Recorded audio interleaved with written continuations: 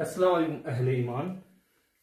तो हम कर रहे थे ये हज़रत मोहम्मद सल्लल्लाहु अलैहि वसल्लम और इस्लाम की ऑडियो बुक जो पंडित सुंदरलाल जी की है, जिसका हम चैप्टर 8 आज तैयार करेंगे, इस्लाम के अन्य उपदेशक। पहले इसे मैं सीधा खुद नहीं दिखाई देता था, सीधा बताता था, लेकिन मैंने फिर तय किया आपके कमेंट्स पर कि क्यों ना इसे मैं पढ़ के सुनाऊं और मैं साथ में दिखाई भी दूं। लेकिन इसमें प्रॉब्लम यह है कि आपको इसका टेक्स्ट नहीं दिखाई देगा। चलो, जो भी इंपॉर्टेंट चीज होगी जिस पे जोर देना होगा मैं यहां लिखता जाऊंगा। इस्लाम के अन्य उपदेशक से पहले हम 6 इसके चैप्टर कंप्लीट कर चुके हैं और उनको भी आपको जाकर सुनना चाहिए। बहुत शानदार किताब है ये। बिस्मिल्लाहिर्रहमानिर्रहीम। कुरैश के खिलाफ जीत से मदीने की नई कौमी सरकार और मोहम्मद सल्लल्लाहु अलैहि वसल्लम दोनों का असर बहुत बढ़ गया। हमने इससे पिछले चैप्टर में देखा कि कुरैश ने जब उनके ऊपर हमला किया और लगातार 3 लड़ाइयां हुई और उनमें आखिरी जीत मुसलमानों की हुई, तो उसके बाद की बातें चल रही है। इस्लाम के फैलने में भी इससे बहुत मदद मिली। मदीने में मोहम्मद सल्लल्लाहु अलैहि वसल्लम खुद उपदेश देते थे और मदीने के बाहर के लिए उन दिनों एक आम रिवाज था कि दूर दूर के कबीलों के बड़े बड़े आदमी या मुखिया मोहम्मद सल्लल्लाहु अलैहि वसल्लम से मिलने मदीने आते और कई मुसलमान होकर लौटते थे। फिर इनके साथ कुछ और को भी उन कबीलों में उपदेश के लिए भेज दिया जाता था। मिलने वालों के साथ मोहम्मद सल्लल्लाहु अलैहि वसल्लम का व्यवहार इतना प्रेम का होता था, उनकी शिकायतों की तरफ वह अच्छी तरह ध्यान देते थे, उससे जिससे कि मोहम्मद सल्लल्लाहु अलैहि वसल्लम के प्रति उनका जो विश्वास था उसमें वृद्धि होती थी और इस्लाम में लोगों का प्रेम बढ़ता जाता था। अलग अलग कबीलों में इस्लाम कैसे कैसे फैला, कैसी कैसी दिक्कतें हुई, उनकी कुछ मिसालें दी गई है। तो हम आगे मिसालों का जिक्र करेंगे।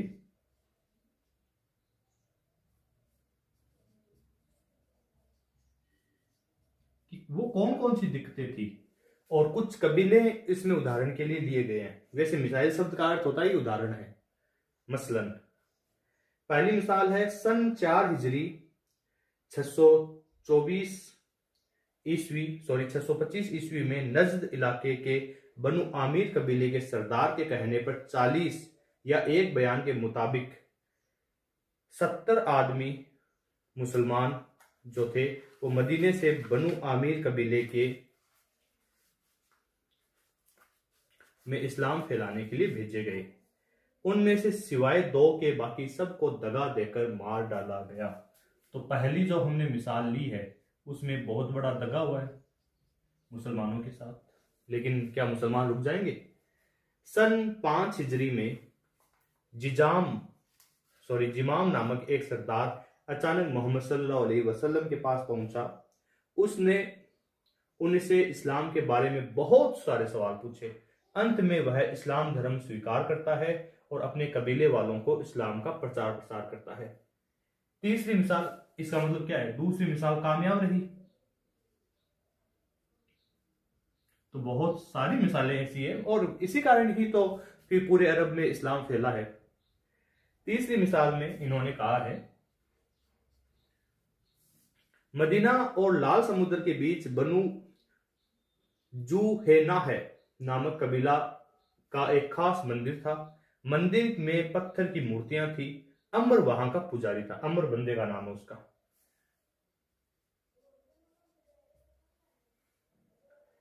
उसे मोहम्मद सल्लल्लाहु अलैहि वसल्लम से आकर मिलने की सूझी। मोहम्मद सल्लल्लाहु अलैहि वसल्लम मक्के में ही थे। अमर पढ़ा लिखा था और शायर था। देखो पढ़ा लिखा होना कितना इंपॉर्टेंट है, ये हमें अमर की मिसाल से पता चलेगा। वह मक्के आया। मोहम्मद सल्लल्लाहु अलैहि वसल्लम से बातचीत के बाद उसने नए धर्म को अपना लिया। अपने कबीले में जाकर मोहम्मद सल्लल्लाहु अलैहि वसल्लम के आदेश से उसने नए धर्म का उपदेश देना शुरू किया। उसका असर इतना अच्छा पड़ा कि थोड़े ही दिनों में वहां सिर्फ एक आदमी रह गया जिसने उसकी बात न मानी और अपने पुराने विचारों पर अड़ा रहा। बाकी सब लोग मुसलमान हो गए। ये इब्न साद में वर्णित है ये बात। तो अमर से हमें पता चलता है कि किसी का पढ़ा लिखा होना कितना इंपॉर्टेंट है। इसके साथ अमर शायर भी थे और हमें बहुत सारी हदीसों की रिवायात इनसे मिलती है। चौथी मिसाल इन्होंने लिखी है, सन 6 हिजरी में मोहम्मद सल्लल्लाहु अलैहि वसल्लम की मक्के वालों से सुलह हो गई। इस सुलह का जिक्र आगे चलकर किया जाएगा। यहां पर यह बता देना जरूरी है कि उस सुलह से इस्लाम के फैलने में और ज्यादा मदद मिली। मक्के के बहुत से लोग जो कुछ साल पहले अपने शहर में मोहम्मद सल्लल्लाहु अलैहि वसल्लम के उपदेश सुन चुके थे, जो कुरैश के डर से रुके हुए थे, उस सुलह के बाद मदीने पहुंचकर नया धर्म अपनाने लगे। यानी चौथी मिसाल में हम देखते हैं मक्के से सुलह, और इस सुलह का बहुत फायदा हुआ मुसलमानों को और इस्लाम को। पांचवी, यमन के उत्तर की पहाड़ियों में बनु दोस कबीला रहता था। इस कबीले में कुछ लोग मोहम्मद सल्लल्लाहु अलैहि वसल्लम के पहले से ही किसी नए धर्म और ज्यादा ऊंचे धर्म की खोज में थे। यानी यहाँ के लोग पहले से यूं सर्च कर रहे थे, वो बस मतलब एकदम तैयार ही थे कि कोई आए जो हमें एक अच्छा धर्म, अच्छी बात बताए। मोहम्मद सल्लल्लाहु अलैहि वसल्लम के उपदेशों की खबर सुनकर दोस कबीले का सरदार तुफैल मोहम्मद सल्लल्लाहु अलैहि वसल्लम से मिलने मक्के आया। वह शायर भी था। उसने अपनी कुछ शायरी मोहम्मद सल्लल्लाहु अलैहि वसल्लम को सुनाई। मोहम्मद सल्लल्लाहु अलैहि वसल्लम ने उसे कुरान के कुछ सूरह सुनाए। सूरह मतलब पूरा चैप्टर। तुफैल को नया धर्म पसंद आया, वह मुसलमान हो गया। मोहम्मद सल्लल्लाहु अलैहि वसल्लम की इजाजत से उसने अपने कबीले के लोगों में जाकर इस्लाम के प्रचार करना शुरू किया, इस्लाम फैलाना शुरू किया। लेकिन सिवाय उसके बाप, उसकी बीवी और कुछ दोस्तों के किसी ने उसकी बात नहीं मानी। यानी तुफैल खुद आया था और तुफैल ने बहुत प्रयास किए लेकिन नहीं मिली कामयाबी। तुफैल मोहम्मद सल्लल्लाहु अलैहि वसल्लम के पास आया।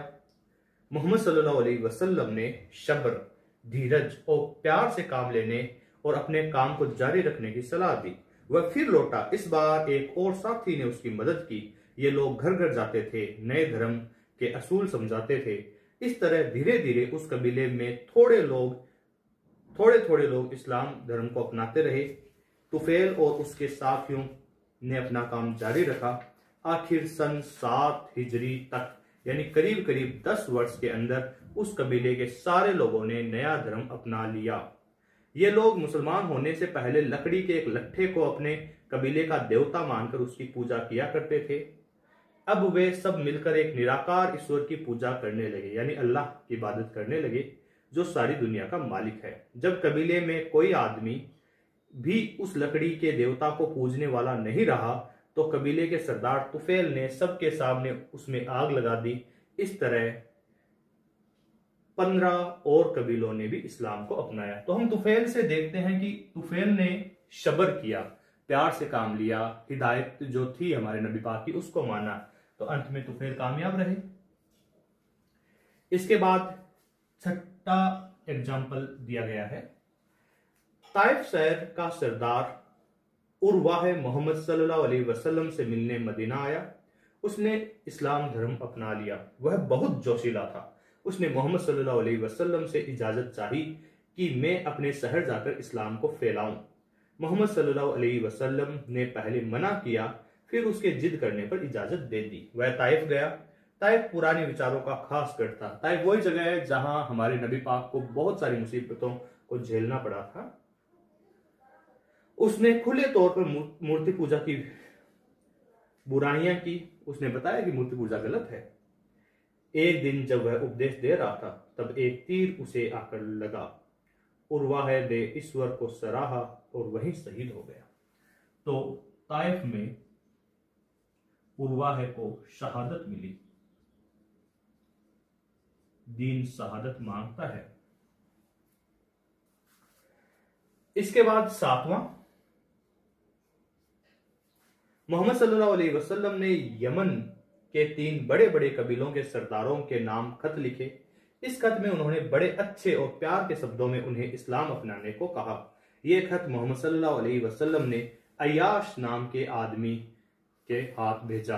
अय्याश जब मदीने से चलने लगा तो मोहम्मद सल्लल्लाहु अलैहि वसल्लम ने उसे समझाया कि जब तुम उनके शहर में पहुंच जाओ तो रात को शहर के अंदर मत जाना, सुबह तक बाहर ही ठहरना। फिर सुबह को अच्छी तरह नहाना और 2 रकात नमाज पढ़ना और अल्लाह से दुआ मांगना कि तुम्हारी मुराद पूरी हो, लोग तुम्हें मोहब्बत से मिले और तुम हर तरह की आफत से बचे रहो।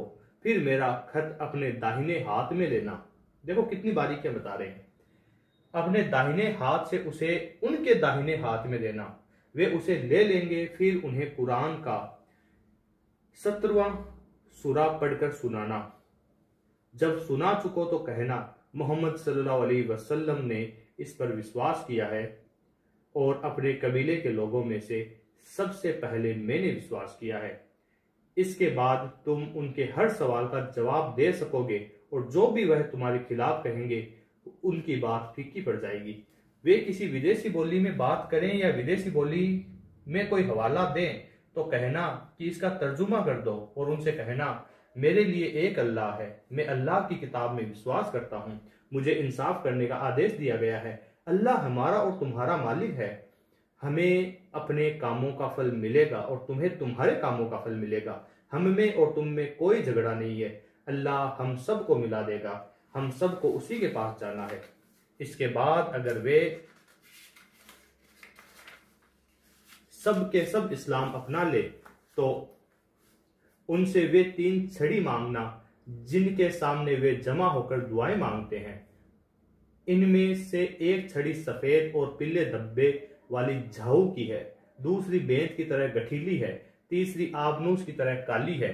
इन छड़ियों को बाजार में लाकर सबके सामने जला देना। देखो कब जलाना है? जब सारे के सारे इस्लाम ले आए, जब सबको ये समझ में आ जाए कि इन छड़ियों की क्या हकीकत है। तो यमन में किसको भेजा है? अय्याश को। अय्याश लिखते हैं कि जब मैं वहां पहुंचा तो देखा कि लोग किसी त्योहार के लिए अच्छे कपड़े पहने हुए थे। मैं उनसे मिलने के लिए बढ़ा। अंत में 3 दरवाजों पर पहुंचा। मैं बीच के दरवाजे का पर्दा उठाकर अंदर गया। मैंने देखा कि लोग उस मकान के सहन में जमा थे। मैंने उनसे जाकर कहा कि मैं अल्लाह के पैगंबर का संदेशा लाया हूं। इसके बाद मुझे जिस तरह कहा गया मैंने वैसा ही किया। उन लोगों ने मेरी बातों को ध्यान से सुना और अंत में पैगंबर ने जैसा कहा था वैसा ही हुआ। छड़ियों की जलाने की इजाजत सिर्फ उस सूरत में दी गई जब उस कबीले में एक भी आदमी उसे पूजने वाला न रहे। कुरान की जिस 17वीं सूरत की खास आयत है, उनको सिवाय और कुछ आदेश नहीं दिया गया कि वे सच्चाई के साथ ईश्वर की पूजा करें, उसी का आदेश माने, सच्चे और ईमानदार रहें, ईश्वर से दुआ मांगते रहें और गरीबों को दान देते रहें। यही सच्चा धर्म है। 8वां, सॉरी भाई, एक चीज मैं क्लियर कर देना चाहता हूं। इसे मैंने जहां 17वीं सूरह बोली है वहां 18वीं होगी, ठीक है, गलती से बोली गई 18वीं सूरह। 8वां ये है, यमन के सबसे बड़ा कबीला हमदान नामक का था। इस कबीले के लोगों में जब इस नए मजहब की खबरें पहुंची तो उन्होंने अपने आमिर नामक एक आदमी को मक्के भेजा और मक्के में मोहम्मद सल्लल्लाहु अलैहि वसल्लम से वह मिला और मुसलमान होकर अपने घर लौटा। मदीने पहुंचने के कुछ दिनों बाद मोहम्मद सल्लल्लाहु अलैहि वसल्लम ने खालिद को उस कबीले में इस्लाम का उपदेश देने के लिए भेजा। खालिद कुछ ज्यादा न कर सका। वह 6 महीने बाद मदीने लौट आए। उसके बाद मोहम्मद सल्लल्लाहु अलैहि वसल्लम ने खालिद की जगह अली को वहां भेजा। धीरे धीरे कुछ वर्ष के अंदर हमदान कबीले के सभी लोग मुसलमान हो गए। बुखारी में यह वर्णित है। तो 8वीं मिसाल हमदान कबीले की है और हमदान में हम देखते हैं कि हमारे 2 सहाबा इकराम, पहले खालिद और फिर अली जाते हैं और कामयाब होकर लौटते हैं। फिर 9वीं मिसाल, ये मिसालें इसलिए हैं ताकि हमें पता चले कि वास्तव में क्या है इस्लाम। यमन में इराक के भी कुछ लोग आबाद थे। सन 10 हिजरी में मोहम्मद सल्लल्लाहु अलैहि वसल्लम ने बरबन यखनस नाम के एक आदमी को उपदेश देने के लिए भेजा। तो यहां बरबन यखनस की बात हो रही है। इसके बाद में 10वीं मिसाल, इसके बाद मोहम्मद सल्लल्लाहु अलैहि वसल्लम ने मुआज और अबू मूसा को यमन के एक एक जिले में उपदेश के लिए भेजा और चलते वक्त उनसे कहा। हजरत मुआज को जो कहा गया है वो तो इतना फेमस है डायलॉग, आपने जरूर ही सुना होगा। तो हम मुआज के बारे में पढ़ेंगे। अपना काम नरमी से करना, किसी से हरगिज सख्ती ना करना, लोगों के दिलों को खुश रखना, तुमसे किसी को नफरत न हो पाए, मिलजुल कर काम करना, लोगों को यह समझाना कि एक खुदा ही सबका ईश्वर है और उसी की सबको पूजा करनी चाहिए, फिर उन्हें दान का मतलब समझाना, यह है कि तुम में जो मालदार है उनसे लेकर जो गरीब है उनको दान देना, जब वे दान दें तो उनसे चुनकर अच्छी अच्छी चीजें न ले लेना। मतलब हम जब कई बार दान दे देते हैं तो हम सोचते हैं कि ये जो कमजोर जानवर है, उस समय जानवर ही होते थे, या खेती में जो कमजोर फसल है वो दान में दे देते, नहीं, बराबर का हिस्सा इंसाफ के साथ। जिस आदमी के ऊपर किसी तरह का जुल्म या ज्यादती की जाती है उसकी आह से डरते रहना, यानी मजलूम की आह है बहुत खतरनाक होती है, क्योंकि उसकी आह और परमात्मा यानी अल्लाह के बीच में कोई पर्दा नहीं होता। यह भी बुखारी में लिखा हुआ है। तो ये 10 मिसालें आज हमने देखी हैं। इसके बाद थोड़ा सा सुंदरलाल जी ने जो लिखा है वो और देख लेते हैं। इस्लाम के इन उपदेशों से पुराने कबीले और उनकी ताकत टूटती चली गई, उनकी जगह एक बहुत बड़ी बिरादरी, एक नई कौम बनती गई, जिससे सदियों के लड़ाई झगड़े खत्म होकर देश भर में शांति का वातावरण बनने लगा। लोग अपने पुराने कबीलों के बीच के झगड़ों और बदला लेने का मोहम्मद सल्लल्लाहु अलैहि वसल्लम से आकर जिक्र करते थे। उन्हें वे हमेशा कुरान की आयतें सुनाते थे, बुराई का बदला भलाई से दो। हमारे लिए भी इंपॉर्टेंट है, बुराई का बदला भलाई से दो। अगर तुम चाहते हो कि अल्लाह तुम्हें माफ कर दे तो तुम्हें चाहिए कि तुम दूसरे लोगों के कसूर को माफ कर दो और उन्हें भूल जाओ, अल्लाह माफ करने वाला दयावान है। जमीन और आसमान से बढ़कर बड़ी जन्नत यानी स्वर्ग उन लोगों के लिए तैयार है जो बुराई से बचते हैं, जो गरीबों में अमीरों में दोनों में खूब दान जो गरीबी में और अमीरी में दोनों में खूब दान देते हैं। यानी हमें ये नहीं सोचना चाहिए कि अभी हम तंग दस्त हैं, जब अल्लाह पैसे देगा तो दान करेंगे। जितना हो सकता उतना करो। जो अपने गुस्से को खूब काबू में रखते हैं, जो लोगों के सब कसूर माफ कर देते हैं। अल्लाह उन्हीं से प्यार करता है जो दूसरों पर एहसान करते हैं। अस्सलाम वालेकुम। चलो, आज का जो हमारा 8वां चैप्टर था वो कंप्लीट हुआ। कल चैप्टर 9 करेंगे। तो कैसा लगा? जुड़े रहिए और इस्लाम को सीखते जाइए। हम सीरत ए नबी को, मैं चाहता हूं कि सीरत ए नबी हम ढंग से जाने, उसके बाद कुरान पाक भी समझ लेंगे, उसके बाद बाकी चीजें भी समझ लेंगे। जब तक सीरत ए नबी यानी हमारे नबी पाक का जो जीने का तरीका था उसको नहीं जान पाएंगे ना, तब तक बात बैठेगी नहीं। चलो ठीक है, आज के लिए इतना ही।